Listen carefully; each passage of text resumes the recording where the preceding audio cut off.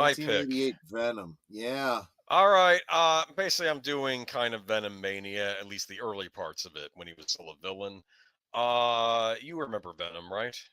I had the Secret Wars comic Oh my where he was goodness. introduced. Dude, Yes. that was worth some coin. Guy, okay, so this is where everyone in the chat is gonna flip out. So I had all of these comics from like the late 60s up through the Secret Wars, including the one I just said, and right up to a storyline we're going to talk about later. Gave them away to a friend's son. Gave them all to him because he was a Yeah. big Spider-Man fan.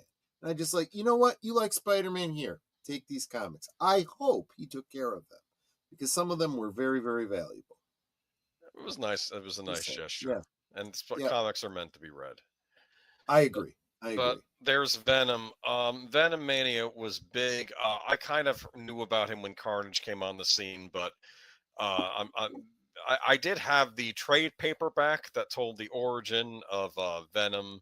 I think The whole Secret Wars thing and it everything. went into the black suit. I don't know if it did like a summary of the black suit or if I had a separate graphic novel just of the black suit. Gotcha. When he Gotcha. was struggling with the black suit and that whole conflict, and then Eddie Brock, who hated Peter Parker because Peter Parker got him fired from the Daily Yep. Bugle, Yep. and he's praying in the And church and because the he's Venom having thoughts suit, of killing Peter Parker, and he's trying to get them out of his right? head, And and the that's when Venom the suit, of symbiote course, hates Peter because he rejected him and stuff. Yeah. and the symbiote was there because that's where Parker got rid of it. He used the bell tower Yep. to Yep. knock it loose. Remember that? And so, but it survived. He thought it had died, right? Yep. But I guess it got hurt, but it must have Do you recovered and remember then it took why he knew that sound it was vulnerable to sound? no. So there's this great story. So okay, let's back up. Okay, let me take you back to the beginning. So he obtains the symbiote during the Secret Wars. He's Hmm. on Beyonder's planet, Right. and his uniform's all messed up and whatnot, and he's going through this laboratory that's got all these weapons and stuff in it. He sees this black goo is suspended in a what's it called, and he goes, and he's curious because he's kind of a scientist himself, and he goes and checks it out, and this thing like gets on him. He's like, ah, and all of a sudden it just kind of covers him and becomes this black suit, and he's Yep. like, wow. He goes, this is great, this must be nanotechnology. He's like, and it must respond to my subconscious thoughts. Yeah. He Nope. says, I must have been thinking of the costume. At the time, there was a Spider Woman who had this black and white outfit. He goes, I must have been thinking of that at the time. And that's, the outfit it chose. Not realizing this is a living entity, symbiote. He doesn't realize that until much later when, he gets back to Earth and he also loves the fact that this thing makes webs for him. He doesn't have to keep filling up Manufacture the webs. It makes it for him. exactly. So This it's is a plus. this is the Ring of Power from Lord of the Rings. That's what the It kind of analogy I'm was, going to yeah. use. And It's too when he good to be true. Yes. when he wasn't, look, he used to have to take off all his clothes, put on his mask, hide his clothes. He'd web them like in an alley somewhere. Have to go back and find his clothes later. Well, with this, it would cover him and he'd be in his Spider-Man outfit. Yep. And when he wanted to go back to being Peter, it would take the form of like a leather jacket. And it was like the perfect thing, kind of like, nanotechnology. Yep. But for whatever reason, he didn't really understand. He wasn't sleeping well. He was tired every single day. And then there's all these news articles about Spider-Man like brutally beating the crap out of bad guys. I remember that one. Well, we saw a cartoon that was based on it. Yes. But He's this did getting come more from- aggressive. He's not necessarily the friendly neighborhood Spider-Man anymore. I remember on that spectacular Spider-Man show we watched on Yep. streams on Mr. Magic Channel. They did he had blackouts. He was starting to have blackouts. Yes. He could remember Well, fighting. what happened Yes. was when he went to sleep, Yeah. what he didn't know was that the symbiote would engulf him and then go out and do things at night, stopping crime and everything. And he was kind of like asleep, unconscious inside the symbiote, not realizing it was beating the crap out of people, nearly killing them. And it was drawing energy off of him, so he was tired. And he still thinks this is some sort of technology. So he goes to the only scientist he can think of that would be able to figure out what, and who knew where this came from. He goes to Reed Richards. He's like, look, when we were on Beyonders Planner, I picked up this nanotechnology suit, and there's something wrong with it. It's like, making me sick. And he does some scans of it. He goes, this is a living thing. This is a symbiote. He's like, what? Get it off me, get it off me. And he can't get the thing to leave him now because it's trying to bond to him. Yes. He's like, if it bonds to you, you won't be able to remove it. He says, let's try. And they try, Johnny Storm tries to flame it and it does nothing. And he doesn't want to hurt Peter. And eventually they figure out this sonic weapon that Reed has really hurts it. And they're able to get it off of him, and they put it in a containment unit. He's like, thank you so much. He's like, I can't thank you enough, Reed. But now he's in his underwear and everyone can see his face. He's like, I can't go home like this. So Johnny's like, I'll give you, one of my, Fantastic Four suits. He's like, but they can still see my face. So they put a bag over his head and punch out holes. And honestly, they made an action figure of that. This became a famous, like, and he has a whole adventure on his way home where he's got to fight someone dressed in a Fantastic Four suit and a bag. It was the most bizarre thing. But eventually Venom gets out, tries to bond with Spider-Man again. You remember from the cartoon, there's that old mental ability.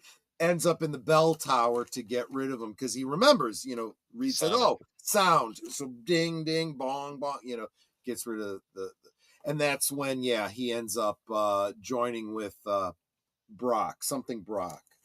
Eddie Brock. Yeah. Big dude too. See, this is the other thing. I don't think any of the film adaptations have gotten this right. Eddie Brock was a friggin' bodybuilder. He was a bodybuilder. He was like Lou Ferrigno size. Yeah. Yeah. I want to make a point too, and I feel they get this wrong with the Venom character sometimes. This is the reason Venom looks like this is I think this is Eddie Brock doing a distorted version of the Spider-Man costume to mess with Spider-Man with the whole tongue and the sharp fangs. I think this is. I don't think it's Eddie doing it. I think it could be the symbiote, but whatever it is, yeah. But so, for example, I always imagined that Eddie Brock's chin is above the top jaw that you see, and that lower jaw is just symbiote. Yeah. I have a question, though, and this may be a loaded question. Was Venom good for Spider-Man? I love this story, and I love the fact that he becomes a villain later on. Then unfortunately, they introduced more symbiotes, so Venom can't be as evil as he was because we have Carnage, who's a serial killer. So then they kind of turned Venom into an anti-hero later on. And it's like, well, just why? Because he has standards and he won't kill a baby in the street? That doesn't make him a good guy. It's just, he just has standards.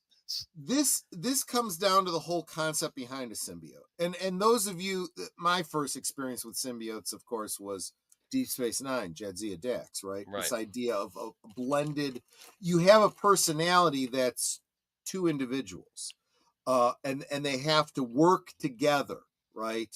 I always imagined it if, Nanette and I were like combined into one person by going through a teleporter, right? Why are you using my name?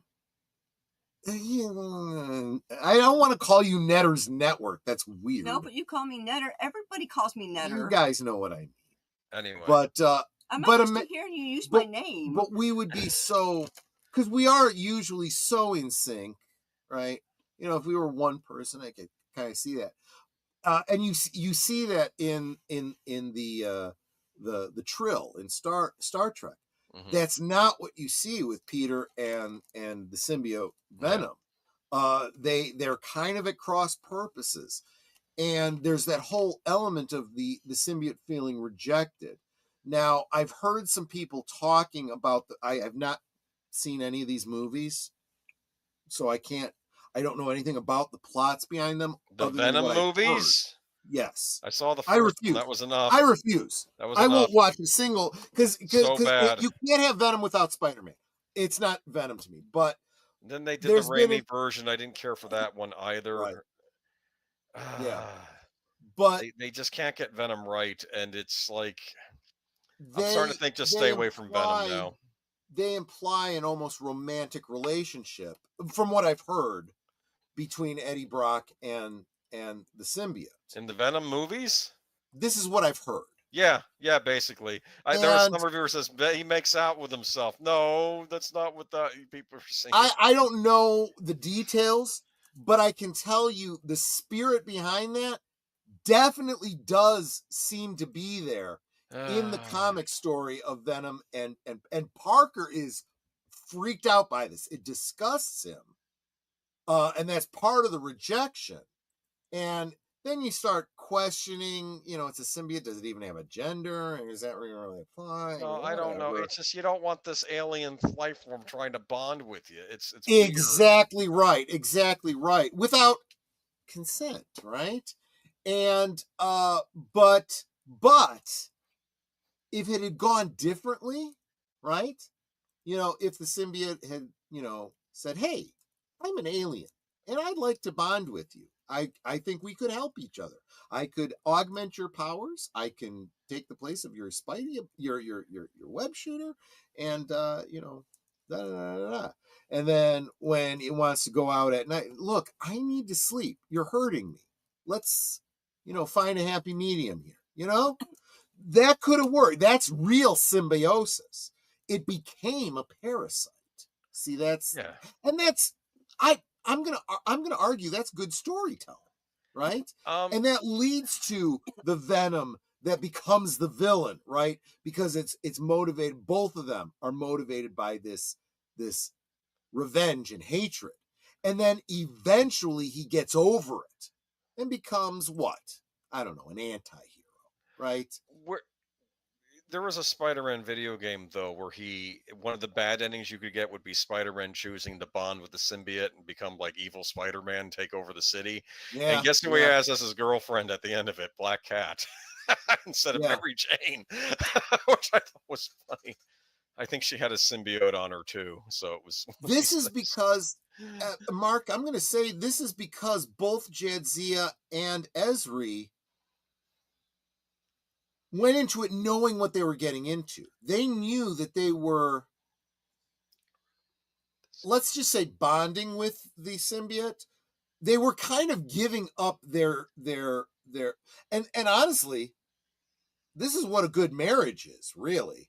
You realize that you are giving up your complete autonomy, right? Mm-hmm. To become one, right? Yeah. That's what marriage is supposed to be. And I will argue with you up and down that if you don't go into it with that attitude, that's why people end up getting divorced. Well, we're married, but we're our own person. Well, if you're going back to the Genesis story in the Bible, where Adam gives up the rib, literally is Adam, a rib is you're trying. It's like a man. You're trying to get a piece of yourself back. This is flesh of your flesh and bone of your bone. Yeah. So that's sort of what they take about it. The two shall become one again. Yeah. And if both sides go into that, in agreement, that could absolutely work. Which is, they don't say it quite that way, but it's strongly implied in Star Trek that that's part of the bonding between the symbiote and the chosen host. There was an episode where there was a guy that kidnapped Stax because he wasn't selected. Yes. And he forces the thing on him, but I think it couldn't take. Is that what happened? It couldn't take to him properly? It rejected him, and it was clearly struggling against him. She still ended up with his mememories, though, because he had been joined to it. Yeah, exactly. I wonder if she ended up using those for anything later on in the show. Maybe he was, I don't know. It did come up in an episode. That's interesting. Yeah. But that's Venom. I loved him at the time. I thought he was like the greatest Spider-Man villain. Now I'm kind of like, we need to give him a rest. That's I sort of agree, where I'm at. Samuel. Venom was always best when he was a twisted shadow of Spider-Man. Yeah. I agree. He's best as a Yeah. villain. And it's Yeah. okay that as a villain, his primary focus is basically just taking out Peter Parker and Spider-Man. That's what it is. It's not so much that he has other plans for like world domination or is gonna kill old Right. ladies in the street. That's not really what he's about. And that's enough. It's okay I to have think a that- villain that's focused just on that. Yeah, there it plays into his whole thing about becoming an anti-hero kind of felt very much like, I want to do what Spider-Man does, but I could do it better. So Yeah. he's going back to, what he was trying to do when Peter was asleep, right? It's like, I'll show you. And he's kind of trying to be a hero, but he's again an anti-hero because he doesn't come at it with a good spirit. He comes Right. at it with a hate.